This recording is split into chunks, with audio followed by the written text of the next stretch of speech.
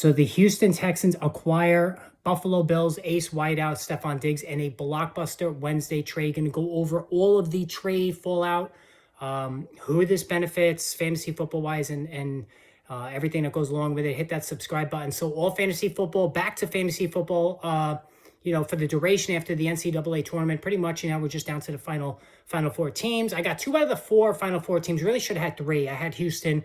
If not for Jamal Shea getting hurt, they would have made the final 4. I don't think there's any question about it, but I hope you guys did good on your brackets. As far as the trade, listen, this was a surprise. I mean, the Houston Texans, this is an ascending team, a team on the rise, and now all of a sudden the Texans have arguably the most potent offense in football. Not only does C.J. Stroud graduate, in my opinion, I think C.J. Stroud moves ahead of Joe Burrow in the quarterback rankings behind Jalen Hurts, Josh Allen, Pat Mahomes, and Lamar Jackson. I think he's number 5. The entire Houston offense is just sick. Now, we'll start with Houston. So picking up Stefon Diggs does have ramifications down the line for Nico Collins and Tank Dell. Now, prior to this trade, I was all in on Nico Collins as a 3rd-round pick and Tank Dell as a 5th. All right, I like both of these guys. I mean, both of these guys played tremendously last year. I mean, Tank Dell, breathtaking speed and athleticism as a rookie. Like, to be an every week fantasy starter as a rookie, plus one that's under 6 feet and, is 160 pounds soaking wet. It was amazing what Tank Dell did. But of course, he got injured, suffered a serious injury at the end of the season. And there are question marks as to his recovery, which is maybe why they made this move for Stefon Diggs. As far as Nico Collins, a classic X receiver, he alternated big weeks with Tank Dell throughout the course of the season as well. And Nico Collins, again, I was all in on him as a 3rd-round pick. Think the world of his talent. But now with Diggs coming aboard, it complicates matters for all 3. There's only so many targets that are going to go around. And don't forget, the capable Dalton Schultz is still there. They brought in Joe Mixon via trade, and Mixon can catch the football out of the backfield, one of the better backs in the league at catching the ball. So this football is going to be spread around a lot.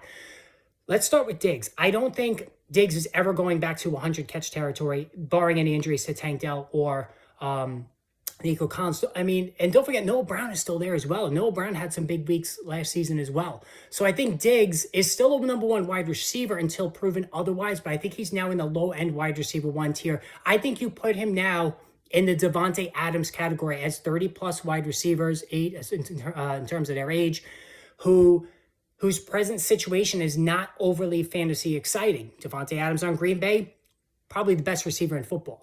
Now with the Raiders, ever since going to the Raiders, not so much. Low-end wide receiver 1, I think that's where Diggs is now. I think 90 catches is the most optimistic view of Diggs.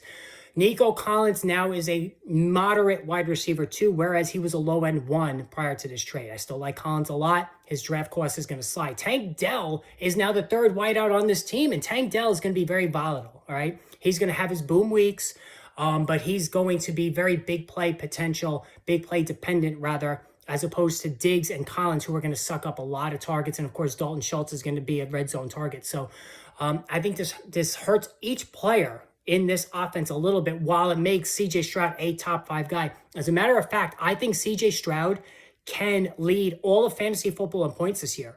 I absolutely believe that. I mean, the Chiefs, with their question marks offensively in the passing game, Jalen Hurts no longer having Jason Kelsey for the tush-push. Who knows what's going on there, how badly they played the second half of last year. Josh Allen, we're going to get into that, not having Stefon Diggs. That receiver room is barren. So you can make a case that C.J. Stroud could lead all of football in fantasy points. I think you can get him as QB5, maybe QB6, maybe QB7 if Anthony Richardson goes ahead of him.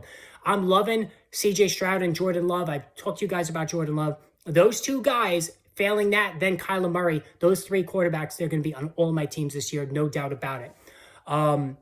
Not reaching for Allen, Hurts, or Mahomes like I did last year in the 3rd round where I took Hurts and Allen in my 2 leagues. Now, as far as the Bills, this hurts Josh Allen. Now, he did run a lot more when Joe Brady became the OC, but his best target right now is either Curtis Samuel or Khalil Shakir. Now, Shakir did some nice work for the Bills, down the stretch of last season. I think he's capable, but I also think maybe the leading receiver could be Dalton Kincaid, the tight end. They're going to probably play a lot of 2 tight end sets with Dawson Knox. Kincaid did a really good job catching the football. I think he's very capable. I think he looks like a good value.